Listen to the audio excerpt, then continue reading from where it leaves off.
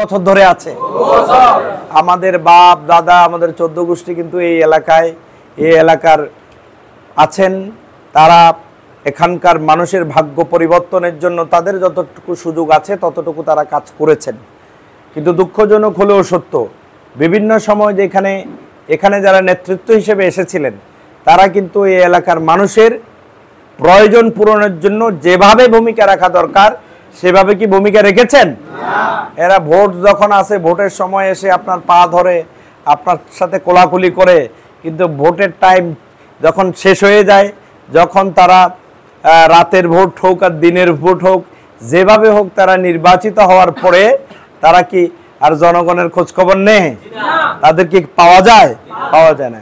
কিন্তু বাংলাদেশ জামাত ইসলামী বলছে আগামী দিনে যদি আমাদের আল্লাহ তাআলা এভাবে জনগণের রায়ে যদি আমাদের নির্বাচিত হওয়ার জন্য যদি আল্লাহ তাআলা সুযোগ দেন, তাহলে আমরা জনগণের সাথে আগেও ছিলাম, এখনো আছি, সামনেও থাকবো ইনশাআল্লাহ। আমরা দেশ ছেড়ে পালিয়ে যাব না ইনশাআল্লাহ। আমরা দেশ ছেড়ে পালিয়ে যাব না ইনশাআল্লাহ।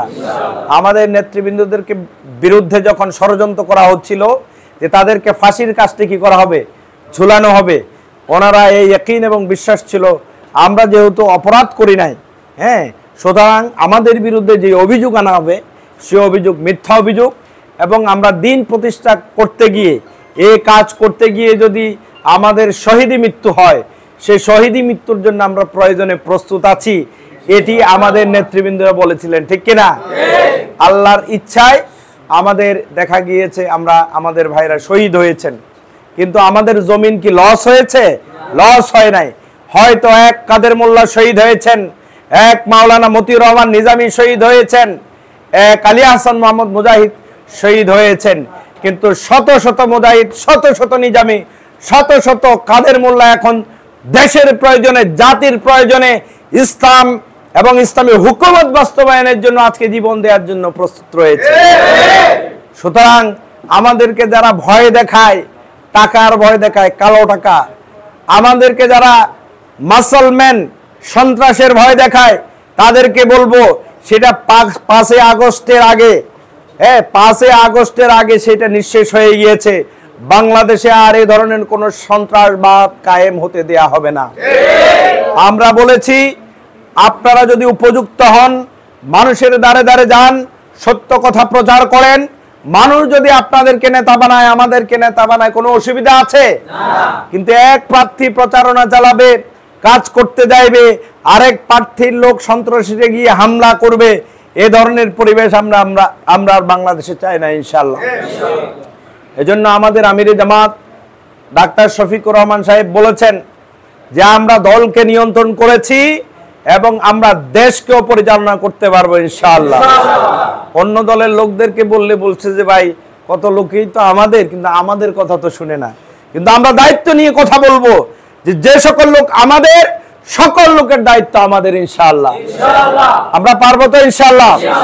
এজন্য জামাতের লোকদের একটা কনসেপ্ট হলো আমি কারো উপকার করতে না পারলেও আমি কারো অপকার ক্ষতি করব না ইনশাআল্লাহ। আমরা কারো উপর জুলুম করব না, জালিম হব না, বরং আমরা সেবক হয়ে, খাদেম হয়ে মানুষের জন্য আমরা কাজ করব ইনশাআল্লাহ।